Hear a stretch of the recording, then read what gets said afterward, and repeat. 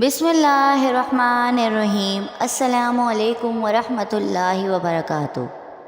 आकाए नामदार फ़ख्रे दो जहाँ सरवरे कायनात हज़रत मोहम्मद सल्लल्लाहु अलैहि वसल्लम को अल्लाह पाक ने कब पैदा फरमाया? क्या नूर मोहम्मदी सल्लल्लाहु अलैहि वसल्लम पूरी कायनात की तख्लीक से पहले वजूद में थे?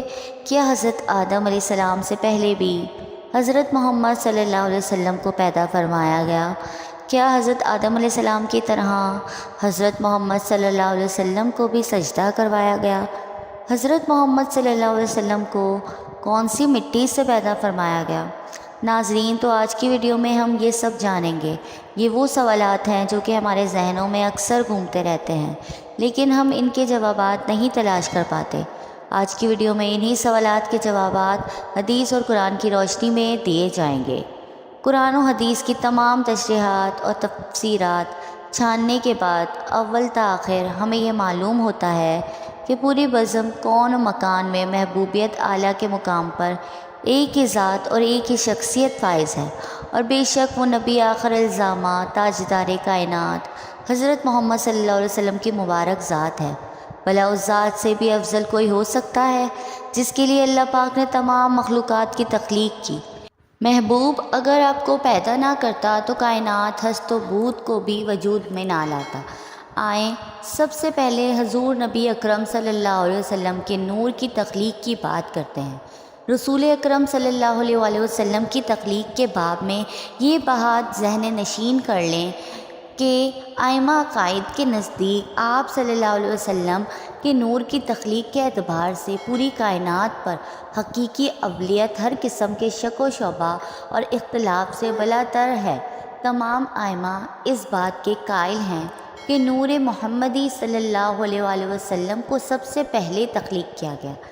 इमाम तिरमिज़ी हज़रत जाबिर बिन अब्दुल्लाह रज़ियल्लाहु तआला अन्हा से रिवायत करते हैं, मैंने नबी करीम सल्लल्लाहु अलैहि वसल्लम से अर्ज़ किया, या रसूलल्लाह, अल्लाह ने सबसे पहले कौन सी चीज़ पैदा फरमाई? हुज़ूर सल्लल्लाहु अलैहि वसल्लम ने फरमाया, ए जाबिर, बेशक अल्लाह पाक ने तमाम मखलूक को पैदा करने से पहले मेरे अनवर अपने नूर के फैज़ से पैदा फरमाया। फिर मेरे अनवर मशीयत इलाही के मुताबिक जहाँ चाहता सैर करता रहा। उस वक्त से ना लूह था, ना कलम थी, ना जन्नत, ना दोज़ख, ना आसमान और ज़मीन, ना सूरज, ना तारे, और ना कोई फ़रिश्ता, ना कोई जिन और इंसान। फिर जब अल्लाह पाक ने इरादा फरमाया कि मखलूक़ात को पैदा करे तो उस नूर को 4 हिस्सों में तकसीम कर दिया।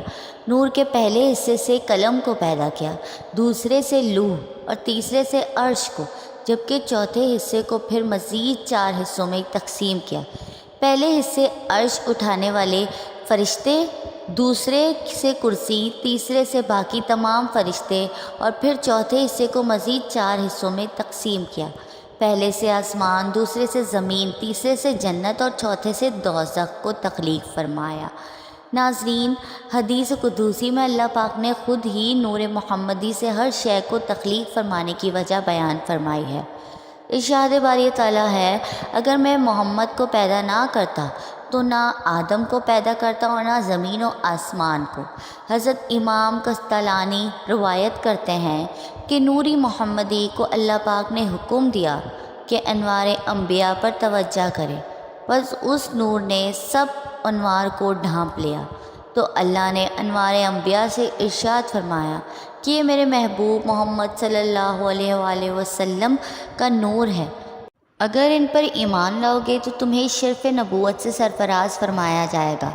उसका ज़िक्र कुरान पाक में अल्लाह पाक यूँ फरमाता है, यानी याद करो उस वक्त को जब अल्लाह ताला ने तमाम अंबिया से ये अहद लिया कि जब मैं तुम्हें किताब और हिकमत अता करके मबऊस करूँ तो इसके बाद आपके पास मेरा प्यारा रसूल आ जाए, तुम सब इस पर ईमान लाना और उसके मिशन की मदद करना। इमाम तिरमिज़ी हज़रत अबू हुरैरा रज़ियल्लाहु तआला अन्हा से रिवायत करते हैं कि साहबा ने पूछा, या रसूलल्लाह, आपको नबूवत कब अता फरमाई गई? तो रसूलल्लाह सल्लल्लाहु अलैहि वसल्लम ने फरमाया, उस वक्त जब हज़रत आदम अलैहिस्सलाम अभी रूह और जसद के दरमियान में थे, यानी उनके तन में अभी जान भी ना आई थी। अहकाम इब्नुल क़त्तान में हज़रत इमाम ज़ैनुल आबदीन से रिवायत है کہ انہوں نے اپنے والد حضرت امام حسین اور انہوں نے اپنے والد حضرت علی سے روایت نقل کی ہے کہ نبی کریم صلی اللہ علیہ وسلم نے فرمایا، میں آدم علیہ السلام کے پیدا ہونے سے 14,000 برس پہلے اپنے پروردگار کے ہاں ایک نور تھا۔ صحیح مسلم میں ہے کہ حضور صلی اللہ علیہ وسلم نے فرمایا، اللہ تعالیٰ نے آسمانوں اور زمین کی تخلیق سے 50,000 قبل، جس وقت اس کے اقتدار اور سلطنت کے عرش و عالم مادی میں فقط پانی پر تھا، نیچے صرف پانی تھا اور اوپر اسی کو معلوم یہ ہے کیا تھا۔ اس وقت اللہ تعالیٰ نے جو کچھ امام الکتاب یعنی لوح محفوظ میں لکھا، اس میں ایک بات یہ تھی، محمد صلی اللہ علیہ وآلہ وسلم سب سے آخری نبی ہیں۔ جب اللہ تعالیٰ نے حضرت آدم علیہ السلام کو پیدا فرمایا تو آپ کو نام کے ساتھ ابو محمد صلی اللہ علیہ وآلہ وسلم کی کنیت سے بلایا۔ آپ نے عرض کی، باری تعالیٰ میری یہ کنیت کیسے ہے؟ تو اللہ تعالیٰ نے فرمایا، اپنا سر اٹھاؤ۔ آپ نے اوپر دیکھا تو عرش پر نور محمدی صلی اللہ علیہ وآلہ وسلم جلوہ گر تھا۔ حضرت آدم علیہ السلام نے پوچھا، باری اللہ تعالیٰ یہ نور کس کا ہے؟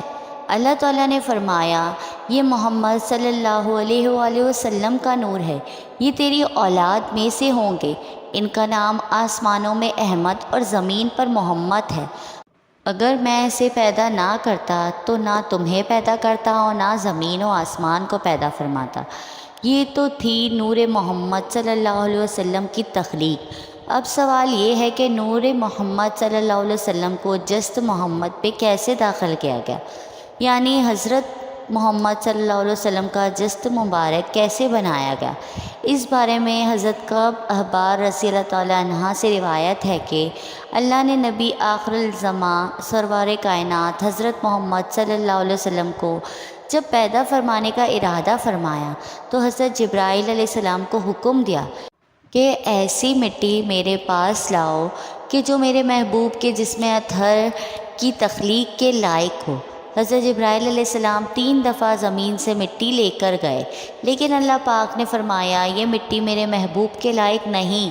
پھر حضرت جبرائیل علیہ السلام یثرب کی زمین پر اترے، حضور اکرم صلی اللہ علیہ وسلم سے روضہ مبارک والی جگہ سے سفید مٹی لے کر بارگاہ خداوندی میں حاضر ہوئے۔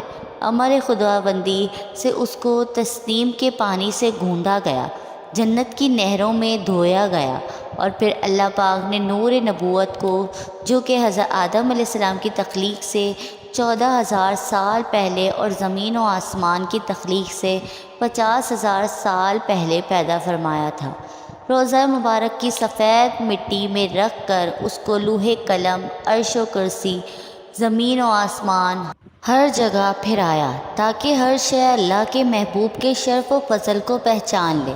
جس رات حضور نبی کریم صلی اللہ علیہ وسلم کا نور انور حضرت آمنہ کے بطن میں داخل ہوا تو وہ جمعے کا دن تھا۔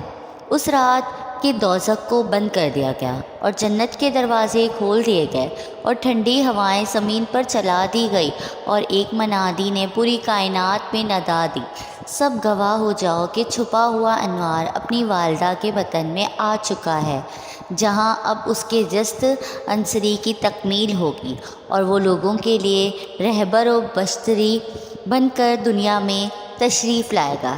روایت ہے کہ اسی دن سے قریش پر سے سخت و قحط کا خاتمہ بھی ہو گیا۔ ناظرین، سورج، چاند، ستارے، زمین و آسمان، یہاں تک کہ پوری کائنات نور نبی صلی اللہ علیہ وسلم کی عطا ہے، اور ربیع الاول اہل محبت کا مہینہ ہے۔ اللہ پاک ہمیں اس مہینے کے فیض و برکات حاصل کرنے کی توفیق عطا فرمائے۔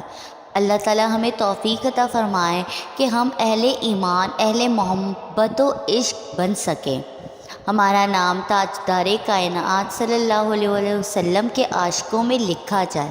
آمین ثم آمین۔